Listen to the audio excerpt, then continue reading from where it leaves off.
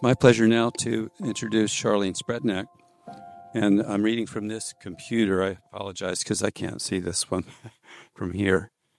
And I hope this brief introduction is what I had put together with Charlene's help. Charlene Spretnak is the author of 9 books of cultural history, social criticism, by the way, this is Charlene here in the front row, including feminism and green politics, religion and spirituality, several of which proposed a map of the terrain of emergent movements and expanded new ways of thinking. In recent decades, she's explored societal implications of discoveries in human biology, showing that humans are far more dynamically interrelated with other people and with nature than modern medicine, education, and other fields have imagined. Thus, a relational redesign of many fields and ways of doing things is underway. All of her books have been concerned with dynamic interrelatedness. Her first book, Lost Goddesses of Early Greece, 1978, was an exploration of the pre-Olympian mythology of indigenous Greece and its embeddedness in nature. Her book, Green Politics, was a major catalyst for the formation of the U.S. Green Party movement, which she and others co-founded in 1984. She's also co-founder of 2 branches of the feminist movement, the women's spirituality movement and ecofeminism. Her book, The Resurgence of the Real, was named by the Los Angeles Times as one of the best books of 1997. In 2006, Charlene was named by the British government's Environmental Department as one of the 100 eco-heroes, eco-heroines, they should have said, of all time. In 2012, she received the Demeter Award for Lifetime Achievement as one of the premier visionary feminist thinkers of our time from the Association for the Study of Women and Mythology. She's a professor emerita in philosophy and religion, and her archives are now at Smith College, where you will find Sylvia Plath's archives and Dorothy Parker as well. So it's quite an interesting company to be in. So please welcome Charlene Spretnak.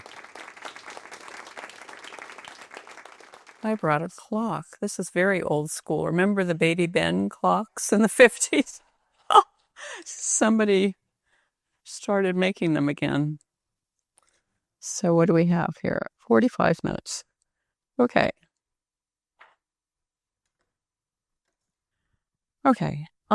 So the story I'm going to tell begins in 1973.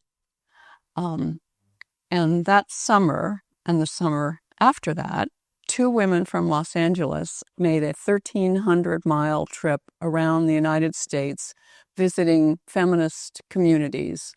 And throughout the 70s, there were a lot of sort of neighborhood feminist institutions. There were cafes, there were bookstores, there were all kinds of things, local publications. So they would go where there were nodes.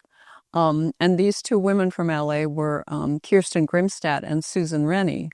And they were gathering information for 2 books that they wrote in the mid-70s, the New Woman's Survival Catalog, and then they did the New Woman's Source Book. And 3 years later, they founded Chrysalis Magazine, a magazine of women's culture. So for our purposes, what was interesting about their trip is that between the first trip in the summer of 1973 and the second one in the summer of 1974, they found all this sort of bubbling up of women's spirituality in these communities around the country. So I think that's an interesting marker that they were out on the road, and this is what they saw then. And I've wondered, what sparked that interest in so many places at that time. And maybe some people had read Mary Daly's book, Beyond God the Father, and maybe some people had read Elizabeth Gould Davis's book. She was a librarian who brought all this evidence together that many early cultures were matrifocal. And when I read that, I found it amazing. But that's another point that I often ponder is some women in the feminist movement would hear about these books, uncovering the research that there were these times that were matrifocal, and saw the forces of nature as being female in a deep way. And so some people would look at that and say, yeah, that's interesting. What we really need to do is focus on equal pay for equal work, which we did need to focus on. But others of us read those pages and went, boing, I cannot believe this. You mean this is how we live? This is the experience, for eons. And so I think I was in that category, and I think a lot of people in the room were.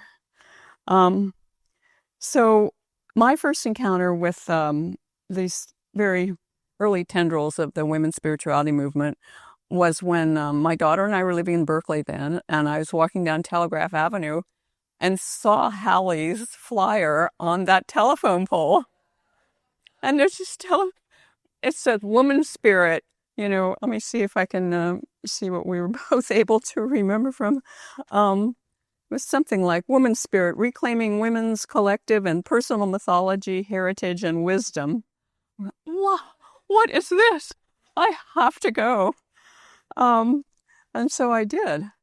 And that afternoon, Hallie just opened up so many possibilities in my mind in every direction. I think it's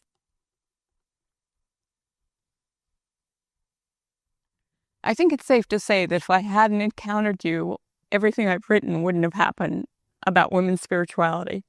Because I was thinking, I'm kind of interested in writing fiction or something, but you allured me to the right path. And so then we went on from there. And I went to another one a little later on. Carol Christ was there, who has written many books on women's spirituality. She gave that keynote address at the conference in 1978. Hallie mentioned the reemerging goddess. Her keynote address is Why Women Need the Goddess. And I also met Mara Keller at Hallie's workshops, and she became the head of Women's Spirituality Program for many years at California Institute of Integral Studies. So, yeah, after those two workshops, it kind of got things, moving. And I'd already, as I said, been thinking a lot about what I read in The First Sex by Elizabeth Gould Davis about all this historical research. And so I was driving with my daughter in the car one day, and she says, "Mommy, look, there's a horse with wings." And I said, "Oh, yes, that's Pegasus." And that was the Mobil Oil logo at that time. So I said, Pegasus is part of a myth. That's a very old story. And we can go to the Berkeley Public Library and get some books of myths and read them together. So I went to the Berkeley Public Library, but in the mythology section was nothing but the patriarchal versions of the myths. Edith Hamilton, as we knew from high school, and Hallie before high school. And there were things like in the myth of Pandora, woman is born evil with a nature to do evil to men. And I'm going, okay, I'm not reading that to a 3 or 4-year-old kid. So then, I decided, as with all my books, this book needed to be on the shelf. I needed to be able to pull this book off the shelf and read it to Lissa, but it didn't exist. So I spent a year in the classics library at UC Berkeley. I had a job on the campus, and amassing all this evidence of what was there before the Olympian system, the pre-Olympian goddesses, they were only goddesses before the Olympian Indo-European system came in with the sky god on Mount Olympus. And I reconstructed those stories of each one as much as we can know now, depending on the characteristics and the traits. And I used, I'm sure it was inspired by connecting with Hallie's way of thinking about personal mythology, because you can see I'm more in the historical wowie-zowie, and she's, no, it's like us right now. And so when I amassed all the evidence, I would just try to be that goddess, walk around Berkeley for about a week, being that goddess. And I spread out all the index cards with the research, and then I wrote them. And I wrote, I think the first half of them in this cottage that, listen, I lived in, but the second half of Lost Goddesses of Early Greece was written in Hallie's house because I was renting 2 bedrooms for my daughter and myself. So we have many interweavings. So that book was published by Moon Books, run by Ann Kent Rush. And at that time, by the way, there were about 32 feminist presses in the Bay Area. If you just want to get a sense of what the 70s were like, what I think of as the white heat of feminism, so much energy in the Bay Area was just, especially women's spirituality, which was, part of it we were embedded in, had just so much creative energy. So at that conference, I presented the book, and let's see here. There was a theater troupe called Mother Tongue Theater in San Francisco, and they did a dramatic interpretation of one of the myths. Whoops. Okay, so this is the flyer that Moon Books did, announcing the book. And the illustrations were done by an Austrian woman in Oakland, Edith Geter. And then Beacon Press picked it up 3 years later, 1981, and kept Edith's illustrations. She has so much movement in her drawings. I thought they were fantastic. And then in 1984, they decided to do a new edition, and I saw my chance to put a little more historic evidence into the book, because I was very careful to, cite all my research at the back so they can see that everything in every one of the myths has research behind it. But this visual edition, and was helpful. Cretan seal rings.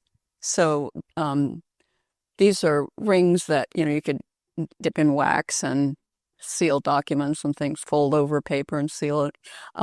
This is found on Crete at Isopata, Isopata. And so they've kept, through the different covers, Beacon Press has changed the covers over the years, but they've kept the Cretan seal rings. So I'm glad they have. So Hallie showed you a picture of Mary Beth Edelson, the artist in New York. She was quite well known in New York. And I put these 2 in because they really express something about the spirit of women's spirituality in the 70s. And so there's, I think, the personal energy field. And this is called Gropcheva Cave Pilgrimage / See for Yourself. And Mary Beth went to Croatia, then part of Yugoslavia, and went to the island of Hvar and found this cave just from a paragraph in Maria Gimbuch's book, Goddesses and Gods of Old Europe, that said where it was, just described in a paragraph, and she figured out where it was. This cave had lots of goddess figurines in it. They're not there anymore. They were in an archaeological museum, but they were excavated there. And so then she did that. You have to understand, it's just a dark cave. She did all the lighting that picks up all the textures, and then she has this technique where she walked with a candle through there. So, I just want to say a bit about, again, generally what was going on. In the next few years, again, more and more expressions of women's spirituality. And 2 concentrations of the movement were the Bay Area and the Boston area, to a lesser extent. But Mary Daly was there, Emily Culpepper. They had a number of conferences. So in those next few years, Starhawk wrote The Spiral Dance, and Louisa Tisch wrote Jambalaya. Paula Gunn Allen wrote about Native American literature, The Sacred Hoop. And Hallie wrote her first book, Woman's Spirit. Z Budapest was teaching in the Bay Area about Wicca. And then there were magazines. I do want to mention the magazines. 3 feminist magazines, Heresies in New York, Chrysalis in Los Angeles, and Quest in Washington, dedicated 1 or more issues to the subject of women's spirituality. That was not easy in Heresies in New York, because it's just the most hostile place to spirituality at that time.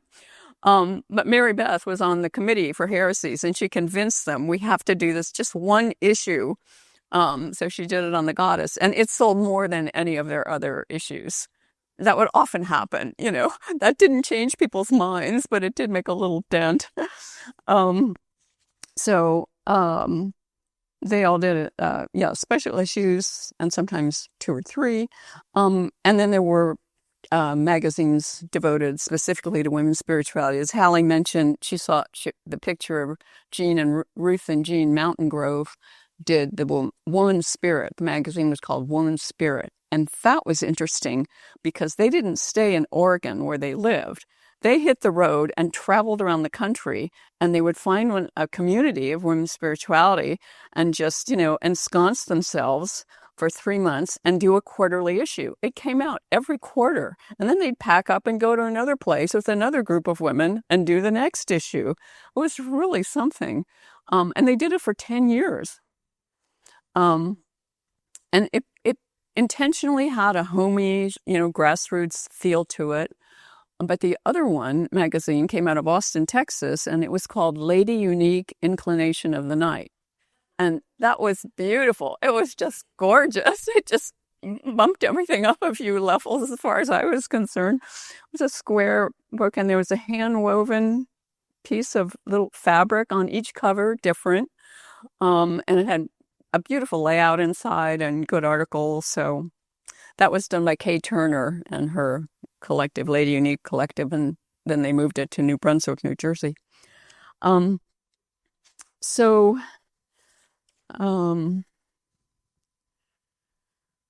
that was, growing and happening in the late 70s. For me, one of the great gifts of the late 70s was to come in contact with Maria Gimbutas. And I'd written Lost Goddesses and hadn't known about her work. And then somebody told me about her work, Goddesses and Gods of Old Europe. So I wrote her a letter and asked if we could meet. And she invited me to her home in Topanga next time I was in LA. And so I went, and let's see here. We hit it off and became friends for the rest of her life. She died of breast cancer in 1994, February 2nd.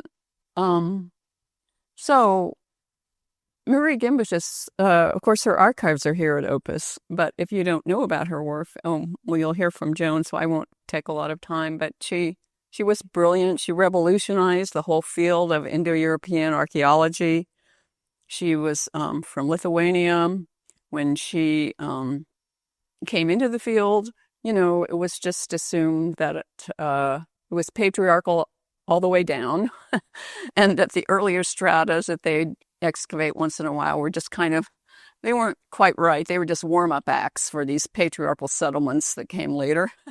But Maria said, no. The earlier strata were an entirely different culture. The grave patterns are different. They're egalitarian instead of a chieftain patriarchal system, and the artifacts are different. And she had an appreciation just for the spirituality that is cosmologically oriented, as it is in all indigenous cultures. As one of the archaeologists said, she brought cosmology into archaeology. So, and she was so patient with people like me, the feminists who would beat a path through her door and say, I have some questions. Could you answer these questions? And of course, she always answered our questions. It was just a beautiful person. So, let's see. Everything was tootling along in the late 70s. And then one day I saw or heard about and got a hold of this article. And it was called, Will the Women's Movement Survive? And it was written by 2 very politically active feminists, Heather Booth and Naomi Weistein, whom I didn't know.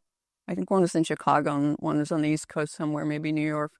Anyway, they listed about maybe 5 worrisome developments that would mean maybe feminism as a movement would peter out and wouldn't survive. So I think number 5 or so was, there's this whole kind of branch of the women's movement that's into spirituality. And in their telling, this was a complete abandonment of political concern. And, it would just drain all this energy into people sitting there meditating on their navels or whatever they were doing. And so it was pretty intense. And I'm reading this and I'm going, oh, that's not right. I mean, it's like Las Goddesses. I'm always going to correct the record. I'm going to correct the record here because that's not right. It's just not accurate. And so that was the impetus for my doing the anthology, The Politics of Women's Spirituality. So I guess this is another example of it. It's important to have the right enemies. I mean, I didn't consider them enemies. I didn't know they existed. But when someone, does something like that, it kind of sparks you sometimes to make a big response. And so I gathered 50 voices that would present what the women's spirituality movement is. And that became the Politics of Women's Spirituality. And I gave a lot of thought to structuring it in these 3 sections, the history, the personal, political, suggesting the structure to the movement, way to think about it. And so after it was finished, this man I knew slightly from publishing circles, he goes, yeah, well, what you should have done is written that book yourself and called it Holistic Feminism, and that would have been a lot better for your career. I said, whoa, you do so not understand anything about this subject, I'm presenting a movement. It has to be a chorus of voices. So anyway, it was turned down by 27 publishing houses in New York because they all said, they would say to my agent, the wonderful Frances Golden, would you tell this Spretnak person that we have our feminist list and we have our religious list? You don't mix the two. So she was, persevered until she found Marie Brown, an African-American editor at Doubleday. So she grew up in the Black church. Oh, activism, religion, okay, I'll buy this.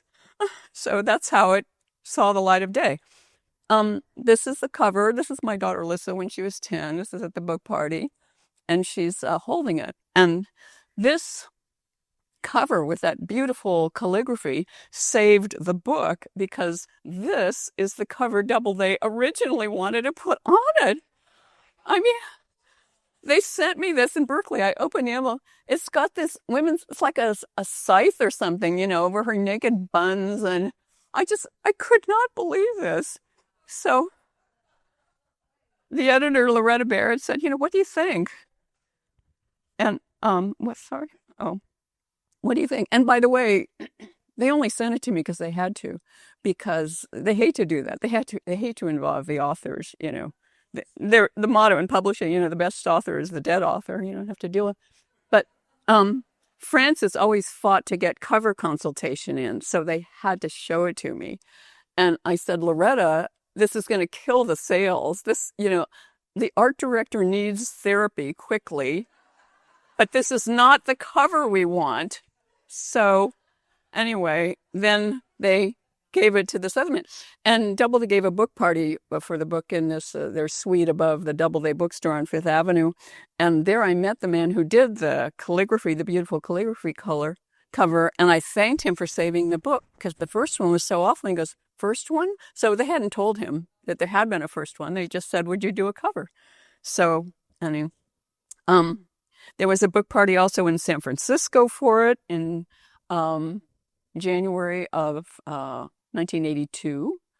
I know because that's when the 49ers won the Super Bowl. So the traffic, everything was completely stopped in San Francisco. We couldn't get back to Berkeley.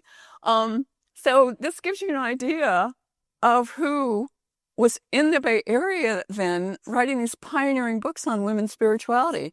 So in the first row is Judy Grahn, and then Z Budapest, and then Hallie, Suwa Bay, and Starhawk is on the end.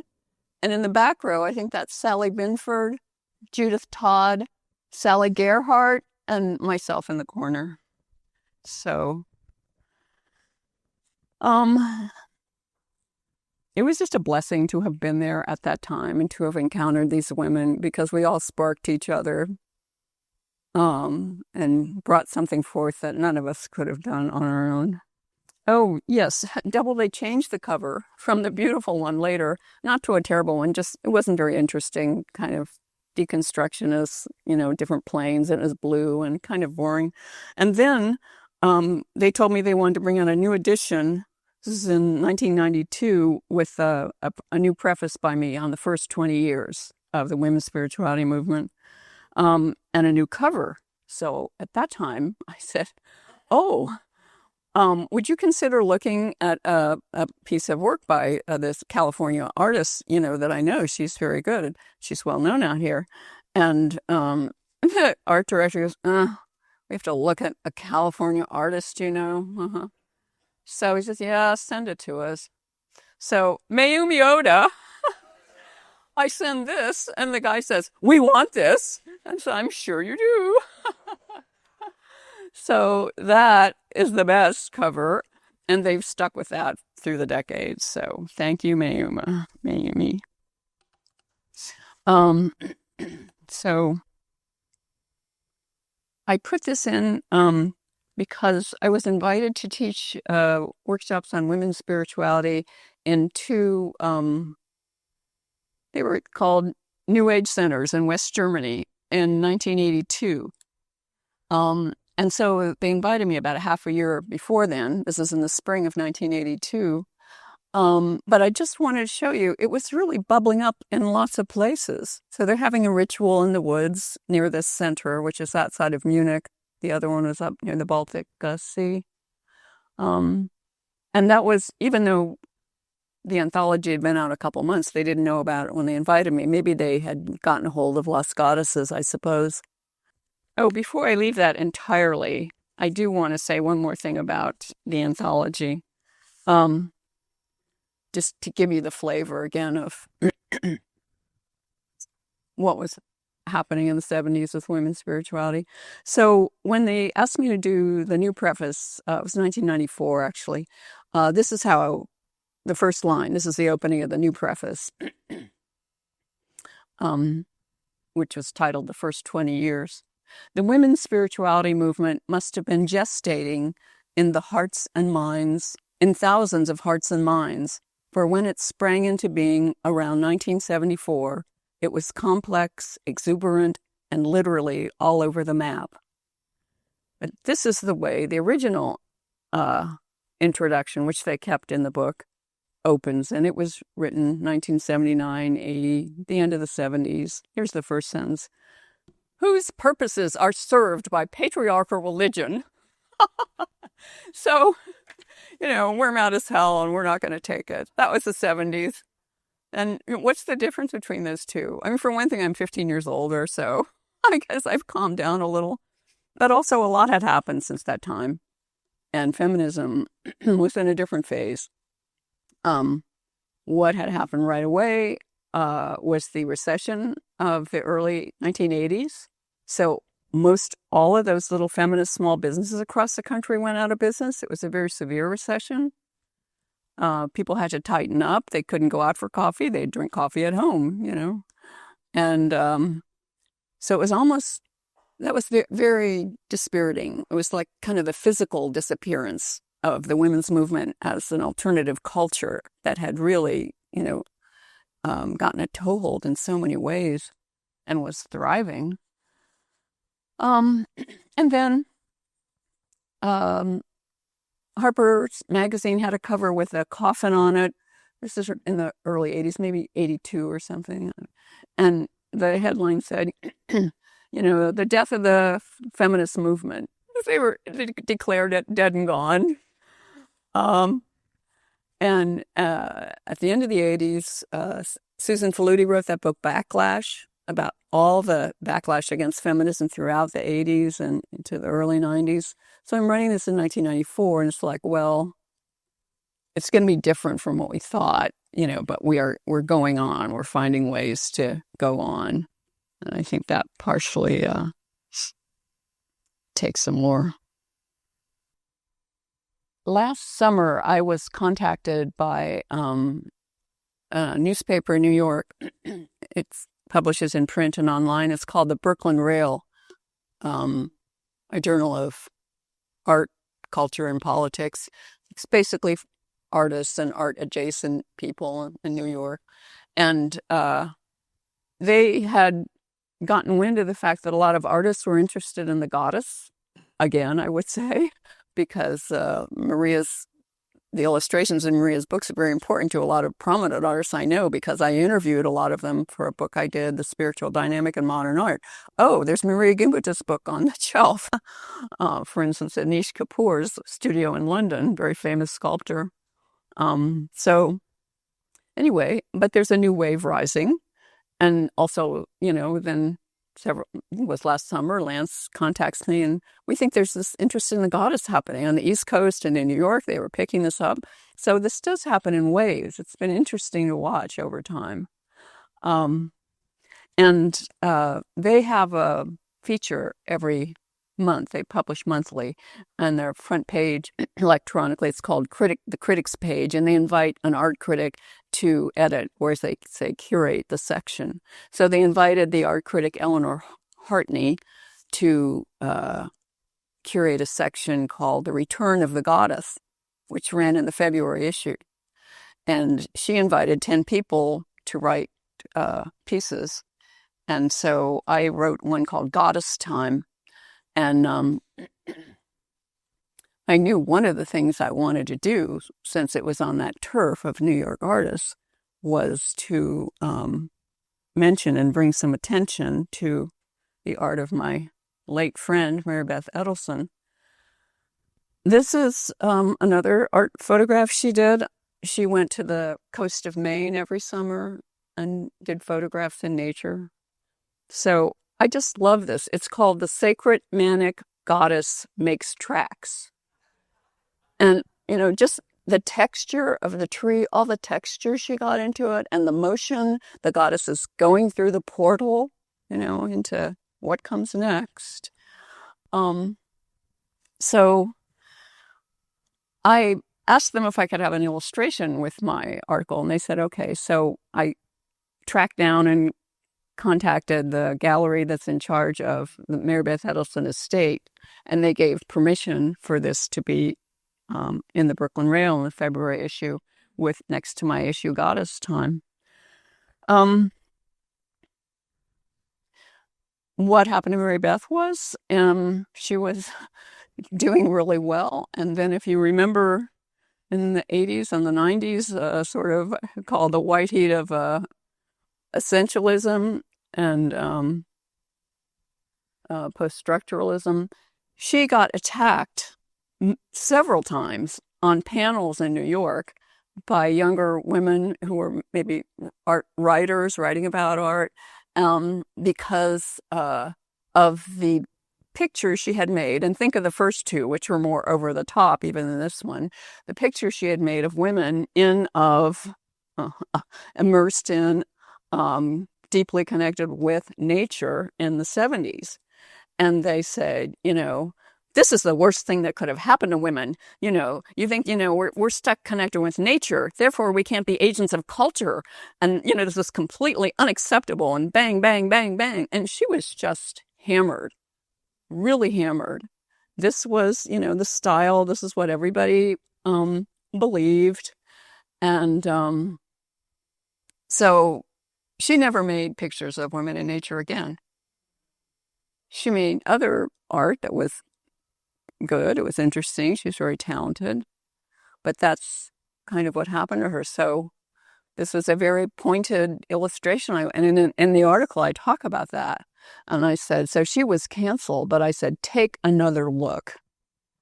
So I hope it did a little good. The other person I like to talk about, again, this is a few years later than the other one. We're at her home in Topanga Canyon again with Maria Gimbutas, this time at a table outside. So what happened to Maria since then? Again, Joan will tell you about this. But there she is, at the pinnacle of pre-Indo-European archaeology, which she had pointed out and made the case exists, built that whole thing.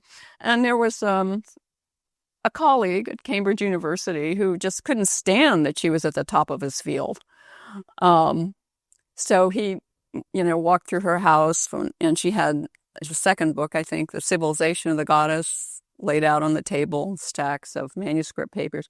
When my book comes out, this will overthrow this entirely. And she was kind of surprised. He hadn't been hostile. So he put this other book out with this counter theory. She had figured out, as Joan said to me recently, she figured out in that little office they gave her at Harvard in the archaeology department with no salary, unsalaried researcher when she came from Europe, PhD from Tübingen, could read all the site reports, which the guys at Harvard couldn't because she read 13 languages and spoke 9. So there she is, like figuring out the big question, one of the big questions in archaeology. How did Indo-European culture come into Europe?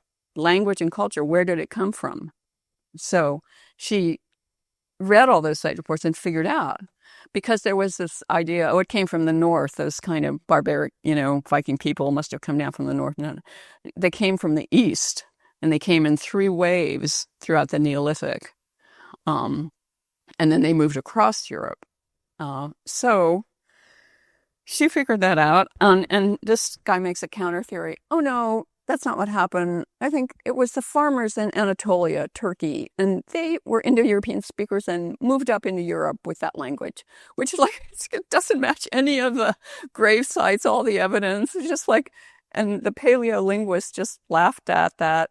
So the theory didn't hold water, and later was blown out of the water by the historical genome studies at many universities in the United States, Stanford, Harvard, all across Europe.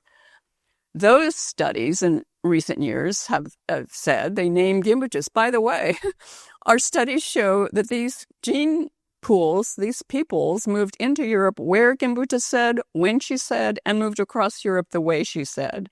So she's totally vindicated now. But in the 25 years, he starts in on her when she had cancer.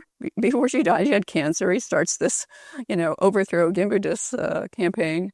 And the theory didn't weigh anything. It didn't have anything going for it. But he had power going for him in the field. He was sitting at the top of Cambridge University system. People go out all over the world. Do you want promotions? Do you want your books published here? Do you want recommendations? So all of that big network jumped on board for his theory and just said, Gimbutas is completely ridiculous and wrong. And it got very intense. Her books were taken out of libraries. And she was just considered,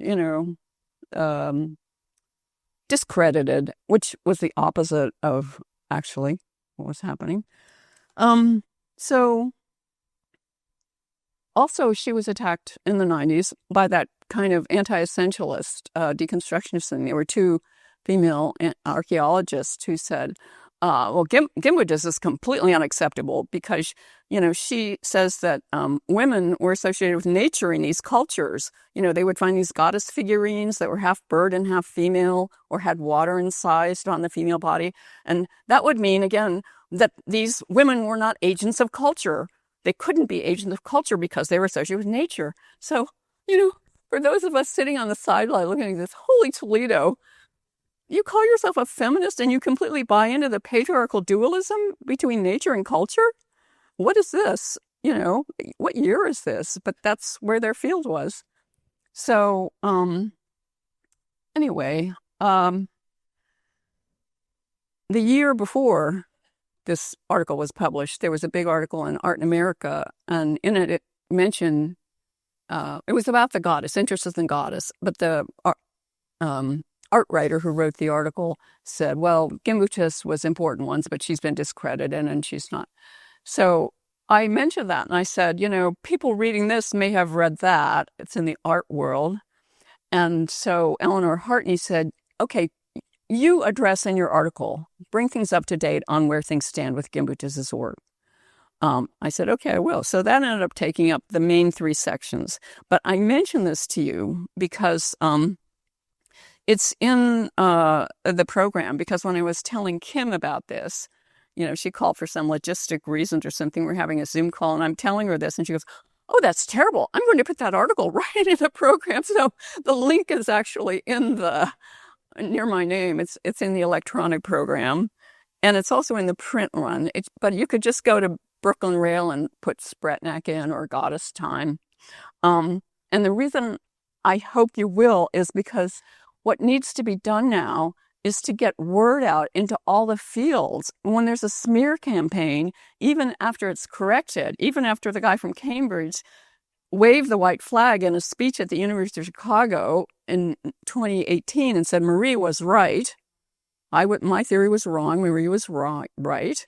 But that doesn't get around all the people that just heard, oh, Gimbutas is discredited, no good. So if you would take a look at it, just so you'd be prepared. If you hear someone in any field say, oh, Gimbutas, yeah, really discredited, you'll have the up-to-date information because she's totally vindicated by the science of the historical genome mapping.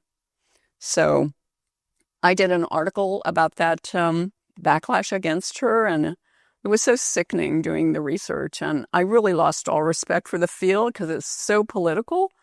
They pride themselves on being scientific and objective. And I mean, it's just so poisoned with politics.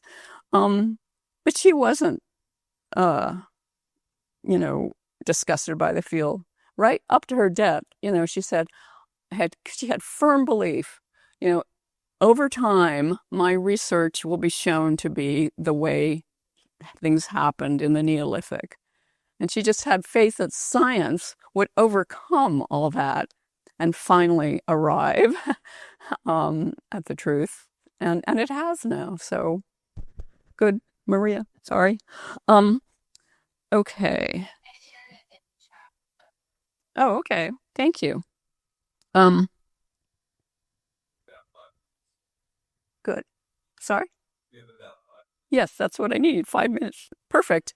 Got my little baby Ben. I saved time for this because I've been talking about a lot of things that were killed off or faded out, died away. I don't want this talk to be a post-mortem about women's spirituality. I was just trying to give you the whole picture of what happened in the early years, the first decade or so. But here's something new being born, and I think it's very exciting. Professor Marlene Keller, who you first saw, I mentioned in Hallie's slides, and then she was a dear friend of mine. She died of breast cancer in December 2023, and she left a generous bequest in her will from the sale of her house that a women's spirituality studies press be founded. She more than anyone in women's spirituality, in the academic side of it, was really dedicated to getting it established as a bona fide field of study in the study of religion in academia. So she really worked to get panels on women's spirituality at the AAR, that's the American Academy of Religions, is the annual conference of professors of religion. And it is now some kind of caucus or, recognized group on that turf. So, this press, yes, is independent, nonprofit, hybrid, academic publishing house. It'll be peer-reviewed. And they're, interpreting academic publishing broadly. They have different genres of books, and one of the genres is women's sacred arts and mysteries. So they'll publish poetry as well as visionary studies and other works. So this publishing house, and it's going to be, the executive director, Gina Messina, is fantastic, and she's a real dynamo and just seems to know everything about everything, is determined to make it a community with lots of services and discussion groups, and there'll be a lot of things happening on the website besides selling books. So if it's going to, the website will go live in early next year, early 2026, and that'll be their inaugural year of publishing. So if you would like to be notified of when the website is up, I'll have this list with me all day, today and tomorrow. And if you print your name and your email address, then you'll get an email saying, we're launched, take a look. So, okay, thank you very much.